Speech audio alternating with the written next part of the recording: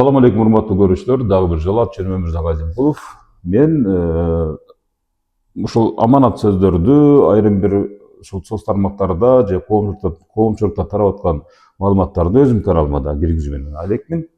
Себеп дегенде архив катары сактап коемун. Кийин ошол жогоруда айтылган же болбосо мен айткан проблемалардын жыйынтыгы чыкканда салыштыруу иретинде. Нурдан Орунтаев деген курулуш министри Ош шаарына келип көп жерлерди кыдырды. Анын ичинде өзгөчө баса белгилеп айтып кетүүчү жагдай бул аймак, бул Кеңсай массиви же болбосо Кеңсай аймагы. Кеңсай аймагындагы ипотекалык багытта салынып аткан үйлөрдү, бала бакчаларды, билим берүүгө арналган социалдык мекемелердин баарын кыдырып чыгып, эч кандай бул жагдайлар, бул абал токтоп калбайт, кайра күчөтүлгөн тартипте улантылышы мүмкүн деген маалыматтарды берди. Буга чейин суу чыгарылган, буга чейин эми аз аздан иштер болгон. Бирок бул нерсеге эч кандай чекит коюп, же болбосо токтотууну пландабайт. Буга мамлекеттик деңгээлде өтө көп көңүл бурулуп, Кудай буйрса финансылык маселелер да чечилип, мындан ары дагы ошол жердеги Кеңсай массивиндеги инфраструктуралык түзүмдөр, курулуштар улантыла берерин айтып өттү да. Буга бүт ошол маалымат булактары дагы коомчулукка таратып бүтүштү. Эми ошол Кеңсайда жашаган тургундарга, күмүстарга, демек ал жердеги жашоонун бүгүнкүдөн дагы укмуш боло тургандыгы алдыңкы күндөрдө эч кандай мисалы үчүн токтоп калды же мындан кийин жүрбөйт деген ушак кептерге ишенбеңиздер деген сөз айткым келди. Андан сырткары мисалы үчүн шаардагы эстакадалык көпүрөлөрдүн курулуш иштери боюнча дагы абдан жакындан таанышып, анын улантыла беришин ушул ишкерлерге айтып, ишенимдүү түрдө айтып, өзү дагы мисалы көзөмөл жүргүзүп турарын, мамлекеттик деңгээлде көзөмөлдө болуп турарын абдан баса белгилеп айтты. Демек, шаар өнүгө берет, шаар өсө берет. Вертикалдуу багытта өсөбү, горизонталдык багытта өсөбү, кыскасы өсүү менен алек боло берет экендигинде шегибиз жок, чынын айткандачы. Анан мындан эч кандай саясат издеп, бир проблема жаратуунун, бир негатив комментарий жазуунун да кереги жок. Бул менин оюм. Жетекчилер бекер карап отурган жери жок. Президентибиз айтты. Буга чейин чын-чынына келгенде кадрлардан аксап келдик. Бирок акыры арбап, иргеп, таразалап отуруп, Кудай буйрса 10-15 жылдын ичинде өтө татыктуу иштеген, Кыргызстанды дүркүрөтүп өнүктүрө турган кадрлардын командасын түзөбүз деп атат да. Ошон үчүн азыркы мына ушул бир жакшы кадр келип иштеп кеткенден кийин экинчи кадр ал иштегенде ичелик, иш кыла албайт дегенден алыс болуңуздар. Абдан кадрлар көп.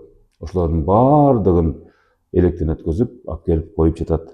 Демек, иш токтобойт, шаарлар өнүгөт, анын эң башкысы Кыргызстаныбыз өнүгөт деген чоң ишеним менен жашайлы. Рамазан айында mana ушундай жакшы тилектерибиз орундалсын.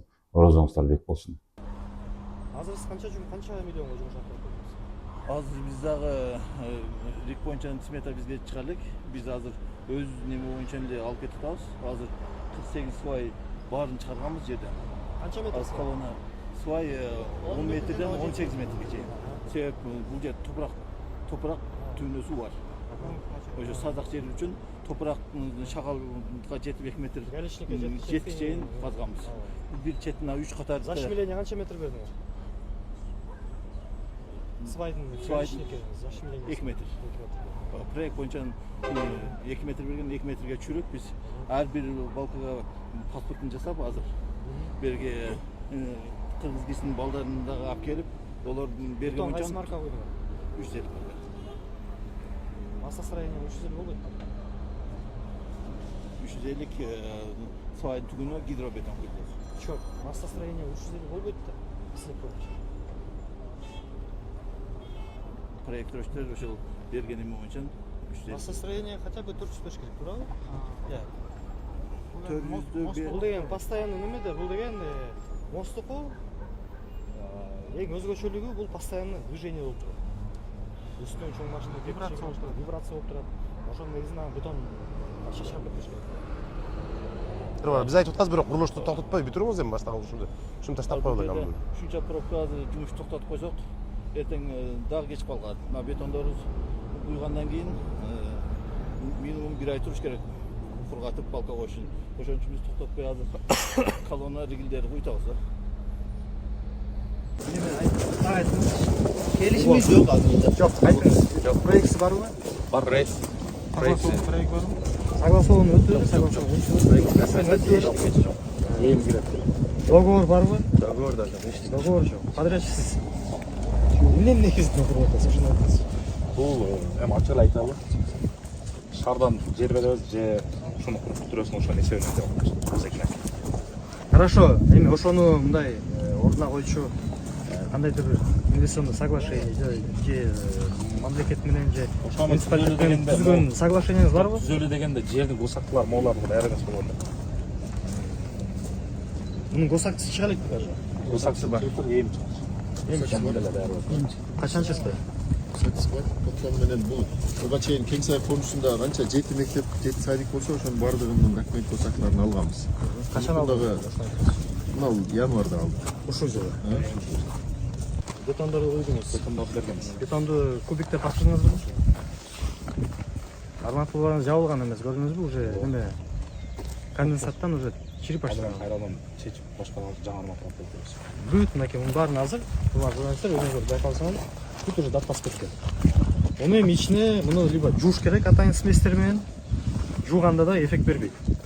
Либо кесип туруп кайрадан жаңы байлап чыгыш керек.